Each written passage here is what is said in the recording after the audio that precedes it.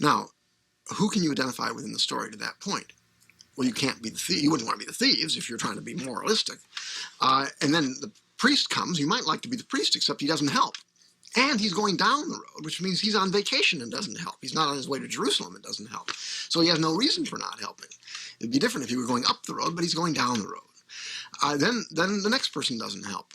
Now the third person coming along. Now this is a setup, of course, actually, because there's a pre-existing story, widely current in Judaism of that day, where you have a person been beaten up and you have three people coming down the road.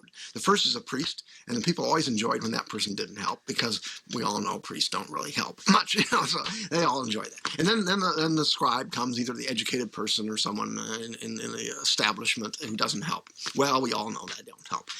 And then in the normal story, the third person is your everyday Jewish lay person, and they help. And we all like that because we're everyday Jewish lay people listening to this story.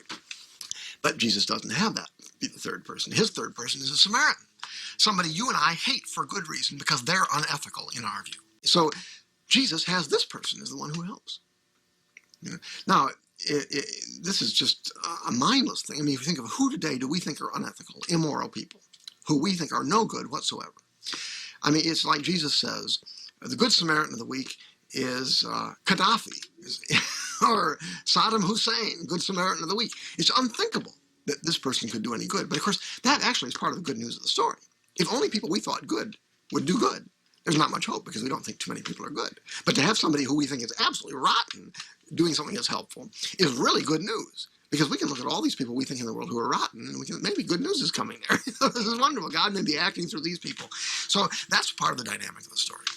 And then, of course, the other thing is, where does that leave us in the story? We can't be the priest. We wouldn't want to be the other person that doesn't help. We can't be the thieves. The innkeeper doesn't even come into the story until the very end. So there's only one person we can be. We're the one in the ditch. So, and the irony of the story is, to the one who says initially, "What must I do to inherit eternal life?" The story says, don't talk about what you can do, brother. The truth is, you're in the ditch. Now, the good news is help is on the way. The bad news, it comes from somebody you hate. Now, if I were in the ditch, and down the road comes Saddam Hussein, or any number of other people that we don't have a very high regard for, and he were to extend his hand as a Samaritan to me, saying, "Can I help you out of the ditch, brother?" I would say, "What ditch?"